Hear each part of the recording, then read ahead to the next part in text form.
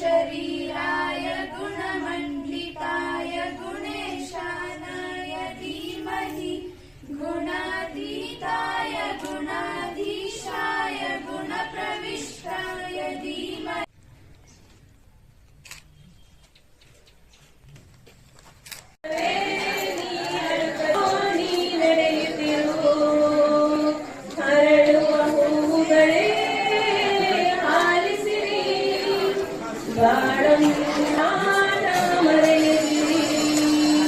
ಬೆಳಕಿನ ಕಿರಣಗಳೇ ಬಂದಿಸಿರಿ ಇಲ್ಲೊಂದೇ ಬೆಳಕನ್ನು ತೋರಿಸಿರಿ.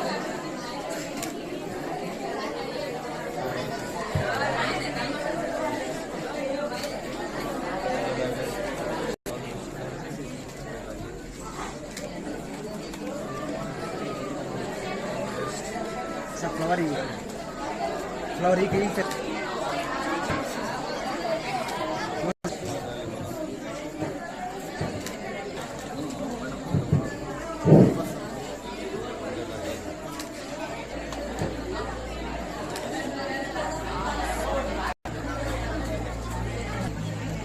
ಯಾರೋ ಮಿಸ್ಟೇಕ್ ಮಾಡಿದ್ರು.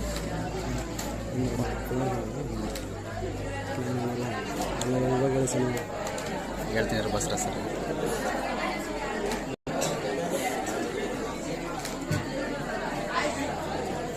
ಆದ್ರೆ ಈ ಮನುಷ್ಯ ಜನ್ಮ ಇದೆಯಲ್ಲ ಇದು ಬಹಳ ಶ್ರೇಷ್ಠ. ಅದಕ್ಕೆ ಜಂತುನಾಂ ನರಜನ್ಮ ದುರ್ಲಭಂ ಅಂತ ಹೇಳಿದ್ದಾರೆ. ಮನುಷ್ಯ ಜನ್ಮ ಬರೋದು 84 ಲಕ್ಷ ಜೀವರಾಶಿಗಳು ಈ ಭೂಮಿ ಮೇಲೆ ಜೀವಿಸ್ತಾ ಇದ್ದಾವೆ. ಅದರೊಳಗೆ ಮನುಷ್ಯ ಜನ್ಮ ಇದಕ್ಕೆ ಜ್ಞಾನದ ಜನ್ಮ, ಅರಿವಿನ ಜನ್ಮ ಅಂತ ಕರೆದಾರೆ. ಅದಕ್ಕೆ ನಾವೀಗ ಪ್ರಸ್ತುತ ಮನುಷ್ಯ ಜನ್ಮದಲ್ಲಿದ್ದೀವಿ. We are very proud and we are felt very happy. ನಾವು ಅತ್ಯಂತ ಸಂತೋಷ ಪಡಬಹುದು, ಹೌದಲ್ಲ? ಆದರೆ ಯಾವಾಗ ಪವಿತ್ರವಾಗ್ತದೆ? Once again a question arises here. ಏನ್ ಯಾವಾಗ ಹಾಗಾದ್ರೆ ಪವಿತ್ರ ಆಗ್ತದೆ ಅಂತ ಹೇಳಿ ಚಿಂತನೆಯನ್ನು ಮಾಡಿದ್ರೆ ಈಗ ನಾವು ಪ್ರಸ್ತುತ ವಿಷಯಕ್ಕೆ ಬರೋಣ. ನಿಮಗ ಈ ಪವಿತ್ರ ವೇದಿಕೆಯಲ್ಲಿ ಚಿಂತನೆ ಮಾಡಬೇಕಾದಂತ ವಿಚಾರ ಅಂತ ಹೇಳಿದ್ರೆ, ನಾವು ಕೇವಲ ಶಿಕ್ಷಣವನ್ನ ಪಡೆದರೆ ಸಾಲದು. ಶಿಕ್ಷಣ ಪಡೆಯುವುದರಿಂದ ಅನ್ನಕ್ಕೆ ಮಾರ್ಗ ಆಗ್ತದೆ, ಒಂದು ಸ್ಥಾನ ಸಿಗ್ತದೆ. ಆದ್ರೆ ಶಿಕ್ಷಣದ ಜೊತೆ ಸಂಸ್ಕಾರವನ್ನ ಪಡಿಬೇಕು. It is very important. ಒಂದು ನಾಣ್ಯದ ಎರಡು ಮುಖ ಇದ್ದ ಹಾಗೆ ಶಿಕ್ಷಣ ಮತ್ತು ಸಂಸ್ಕಾರ, both are two faces of coin.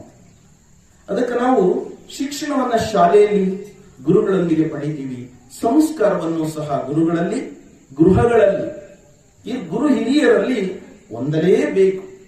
ಹಾಗೆ ಶಿಕ್ಷಣ ಮತ್ತು ಸಂಸ್ಕಾರವನ್ನ ಪಡೆದಿರ್ತಕ್ಕಂಥ ವ್ಯಕ್ತಿಯನ್ನ ಗಮನಿಸಿರಿ ಸೂಕ್ಷ್ಮವಾಗಿ. ಅವನ ನುಡಿ, ನಡೆ, ಜೀವನ ಆನಂದಮಯವಾಗಿರ್ತೈತಿ, ಪರಮ ಪವಿತ್ರಮಯವಾಗಿರ್ತೈತಿ. ಅದಕ್ಕೆ ಈ ಗೋಧೂಳಿ ಸಮಯದ ಈ ಶುಭ ಶುಕ್ರವಾರ ಶಾರದಾ ಮಾತೆಯ ಗುರುವಿನ ಶ್ರೀಚರಣಗಳಲ್ಲಿ ನಾವು ಪ್ರಾರ್ಥನೆ ಮಾಡೋಣ್ರಿ. ನಮ್ಮ ಜೀವನ ಶಿಕ್ಷಣ ಮತ್ತು ಸಂಸ್ಕಾರದೊಂದಿಗೆ ಪ್ರಜ್ವಲಿಸಲಿ. ಗಳಲ್ಲಿ ಯಾವತ್ತು ವಿದ್ಯೆ ಸಾಧಕನ ಸೊತ್ತೇ ಹೊರತು ಸೋಮಾರಿಯ ಸೊತ್ತ. ಸಾಧನೆಗೆ ಅಸಾಧಕನಿಗೆ ಅಸಾಧ್ಯವಾದದ್ದು ಯಾವುದೂ ಈ ಜಗತ್ತಲ್ಲಿಲ್ಲ, ಹೌದಲ್ಲ? ನೀವು ಜೀವನದಲ್ಲಿ ಸಾಕಷ್ಟು ಹಲವಾರು ಸಾಧಕರಿದ್ದಾರೆ. ಈಗ ನಮ್ಮ ಸ್ವಾಮೀಜಿಯವರ ಕರ್ಕೊಂಡು ಬಂದ್ವಿ ನಾವು. ಮೂಲತಃ ಅವರು ಶಿಕ್ಷಕರು, ಈಗಲೂ ಕೂಡ ಶಿಕ್ಷಕರಾಗಿದ್ದಾರೆ. ಸಾಕಷ್ಟು ಜ್ಞಾನ ಸಂಪತ್ತನ್ನು ತುಂಬಿಕೊಂಡಿರ್ತಕ್ಕಂಥವ್ರು. ಹಾಗಾಗಿ ಈ ಸಂದರ್ಭದಲ್ಲಿ ನನಗೆ ಬಹಳಷ್ಟು ಹೆಮ್ಮೆ. 11 ವರ್ಷದಲ್ಲಿ ನನಗೆ ಬಹಳ ಖುಷಿ ಆಗ್ತಕ್ಕಂಥ ವಿಚಾರ ಅಂತ ಹೇಳಿದ್ರೆ, ಅವರಲ್ಲಿರ್ತಕ್ಕಂಥ ವಿದ್ವತ್ತು, ಅವರು ಸಮಾಜಮುಖಿಯಾಗಿ ಮಾಡ್ತಿರ್ತಕ್ಕಂಥ ಕೆಲಸ ಕಾರ್ಯಗಳು, ಜನರಿಗೆ ಬೇಕಾಗಿರ್ತಕ್ಕಂಥ ಸನಾತನ ಧರ್ಮದ ಮೂಲ ತತ್ವಗಳು, ಮನುಷ್ಯನ ಮಾನಸಿಕ ನೆಮ್ಮದಿಗೆ ಬೇಕಾಗಿರ್ತಕ್ಕಂಥ ಹಲವಾರು ವಿಚಾರಗಳು.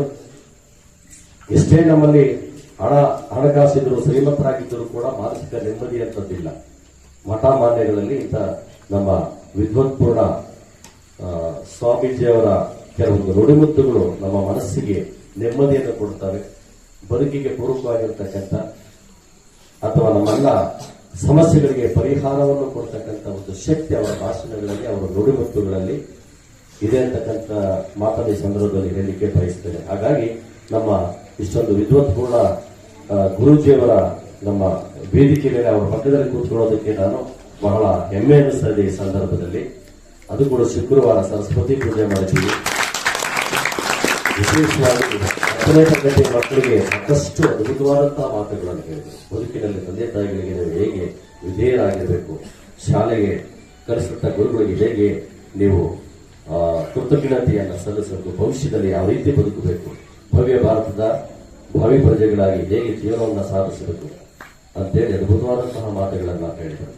ಜೀವನದಲ್ಲಿ ಯಾವತ್ತಾದರೂ ನೀವು ಮಾದರಿಯಾಗಿ ಇಟ್ಕೊಳ್ಳೋದ್ರೆ ತಂದೆ ತಾಯಿಗಳನ್ನ ಇಟ್ಕೊಳ್ಳಿ, ಇಂಥ ಗುರುಗಳನ್ನ ಇಟ್ಕೊಳ್ಳಿ, ನಿಮಗೆ ವಿದ್ಯೆ ಕಲಿಸ್ತಕ್ಕಂಥ ಶಿಕ್ಷಕರನ್ನ ಮಾದರಿಯಾಗಿ ಇಟ್ಕೊಳ್ಳಿ. ಆದ್ರೆ ಅಪ್ಪಿ ತಪ್ಪಿ ಕೂಡ ಜೀವನದಲ್ಲಿ ದುಷ್ಟ ರಾಜಕಾರಣಿಗಳನ್ನ ಮತ್ತು ಕೆಟ್ಟ ಸಿನಿಮಾ ನಟರನ್ನ, ಎಲ್ಲಾ ಸಿನಿಮಾ ನಟರನ್ನ, ಡಾಕ್ಟರ್ ರಾಜ್ಕುಮಾರ್ ಮಾಡಿ ಕೆಟ್ಟ ಸಿನಿಮಾ ನಟರನ್ನ ಆದರ್ಶವಾಗಿ ಇಟ್ಕೋಬೇಡಿ.